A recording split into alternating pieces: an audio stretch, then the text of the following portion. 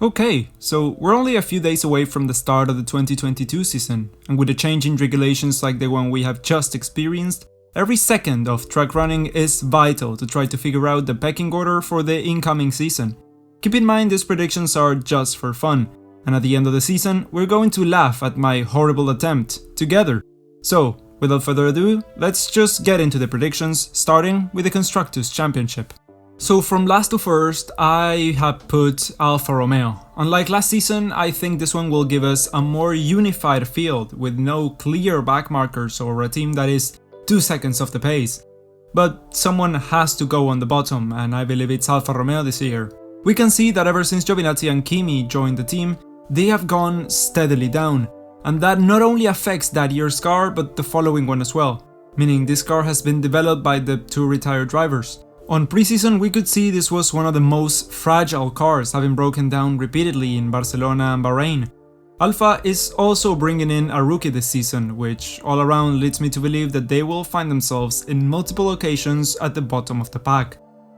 Next up, I think it's AlphaTauri, and this isn't personal at all. As I said, the grid is going to be much closer together, and someone has to be at the bottom. In my opinion, AlphaTauri will be 9th. I'm thinking Tsunoda and Gasly will struggle adapting to the car, and with such a competitive pack, they will end up sliding down a little bit. On 8th place, I have put Aston Martin, and this has mostly to do with the design of their car. They seem to have played it safe once again, trying a short-term design approach, one more difficult to upgrade on, like it's the case with the long side pod concept, but leaving it more vanilla. Instead of shaping the air to accommodate their car like Ferrari, they are expanding the side pods to take advantage of the air, 2 opposite philosophies, and the one they seem to have taken is not the one that seems to fit the philosophy of Formula 1. From what we've heard from ex-team boss Otmar Szafnauer, Lawrence Stroll is a man who likes to micromanage everything. Not a good look for a team who is trying to spread their wings, to have them cut off all the time. I have put Haas in 7th, because I honestly believe they are on the right path to the midfield. For the last few years, they have been focusing solely on this car, and it shows. With the most detailed design, I think this one will be one to look out for. The drivers were also an important part in this decision. I believe Kevin Magnussen will be back, and with his elbows out nature, will bag an important amount of points. Mick on the other side, I'm a bit more skeptical of. He still has to prove himself.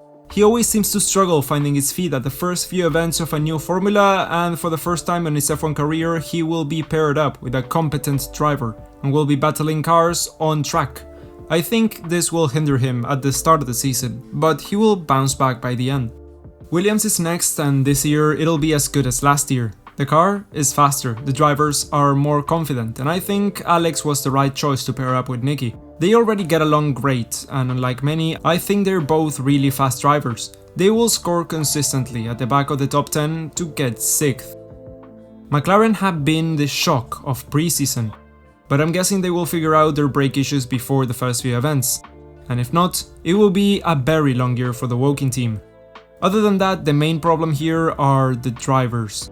Daniel has to get it together this season, and Lando cannot have a 6-month-long mid-season break like he's been having the past few seasons. But if they don't find that harmony, they will finish 5th. In 4th, I have put Alpine, and this year I'm confident in my prediction.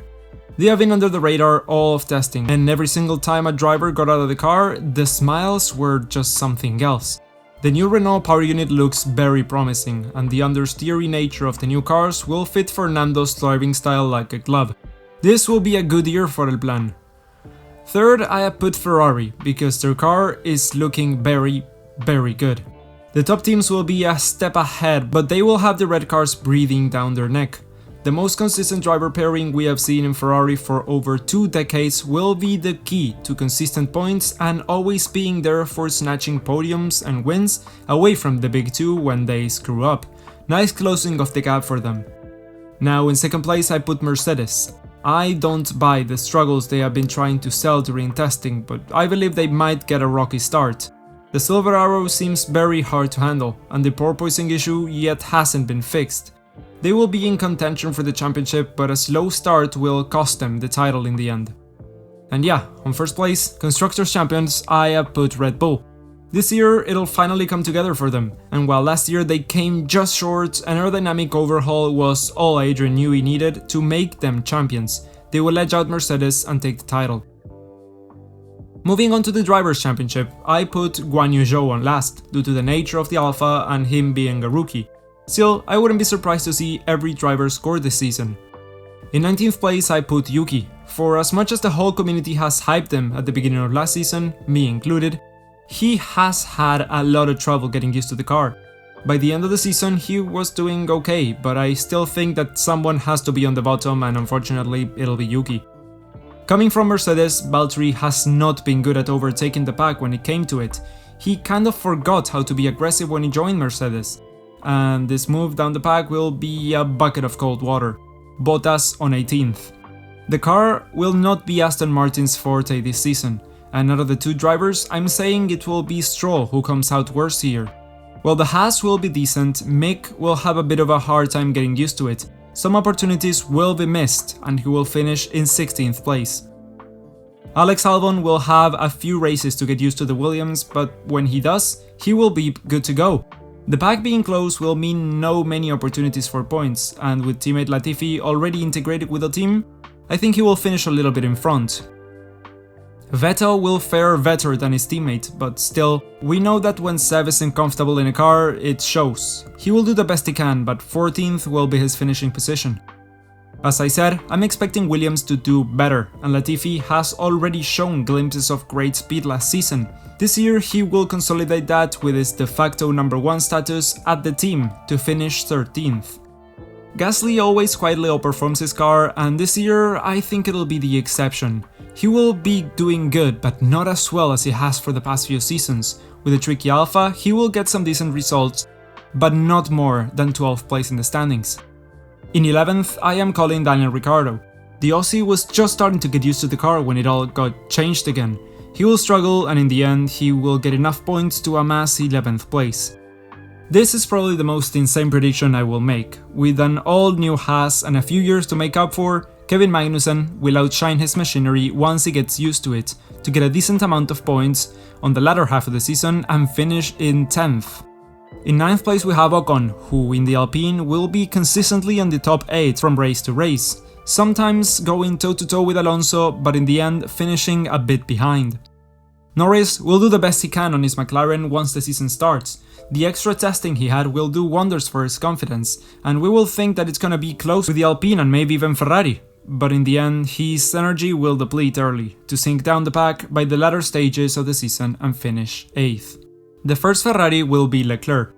It'll be really close between him and his teammate Sainz, but the latter has plenty of experience in changing setups because of his team hopping from Toro Rosso to Renault to McLaren to Ferrari. Charles will be right with him, but an early lead by Sainz will compromise his final position. In 6th, I put Fernando, and if the car seems as good as it really is, this is entirely possible. The adaptable Alonso will be the fastest driver to get used to the car, leading to some early promise that will end up being challenged by the Ferraris come season's end. In 5th place I put Carlos Sainz for all the reasons I mentioned before. Consistent and adaptable driver will finish in front of his teammate, but it'll be really close. The newcomer to the top is Russell, and for that reason I am saying he will be 4th, but with a very promising end to the season, being a real contender for wins and perhaps even a championship in 2023. Perez will edge out Russell on his way to 3rd in the standings. With a year of Red Bull experience under his belt, he will be the perfect wingman once more, which will force Russell to help Hamilton to the detriment of his personal point tally. In 2nd place we will have Hamilton. The Briton will get a rocky start due to the Mercedes package instability, but in the end they will catch up to the Red Bulls, just not enough. Just as he got 1 title last season, in 2022 he will get the 2nd. An early lead will push Max to the top of the championship, even if it seems threatened by Hamilton by the end. Almost like Button and Vettel in 2009, in 2022 we'll have the first double champion since 2014. Now onto a set of categories that I came up with last year which were very interesting and played out great. They each get a driver and a team, and first off we have the surprise of the season. This can mean 2 things, since a bad surprise is also a surprise. This year I've decided to go Mercedes. This could be seen as cheating, seeing as if they are actually slow, it would be a surprise of the season, but if they are not actually slow, it also could be. But shh, it's my game. Either way, that's my prediction. As for the driver, I chose Nicky Latifi because, as I stated on my driver's predictions, he's going to be consistently fast, outscoring Albon, and who knows, he might even get a podium. As for biggest letdowns, I chose Alpha and Danny Rick. For as long as I watched F1, Alpha have never got him far from the back. But this year, I'm calling it. It'll be the first one they will finish in last place since 2017, 5 years ago. As for the driver, I'm going to say Daniel, since I don't really think he will be able to perform to the level it is expected of him on his second year with McLaren. Rumors will also surface about his replacement before the end of the season. As for the most improved award, if it's not going to Haas at the end of the year, I'm honestly going to be mad. No explanation necessary really. If you spend 2 years on a car and it's shit, then you're shit. And as for the driver, I'm going Kevin. You saw my driver's prediction and I think he will do much better than expected on his last second call up to the team. But yeah, these are my predictions here, all laid out in a beautiful format for you to gawk over. Let me know in the comments what you think of my predictions. If you enjoyed this video, make sure to leave a like and subscribe to the channel if you're new here. Thanks for watching, and as always, I will see you all next time.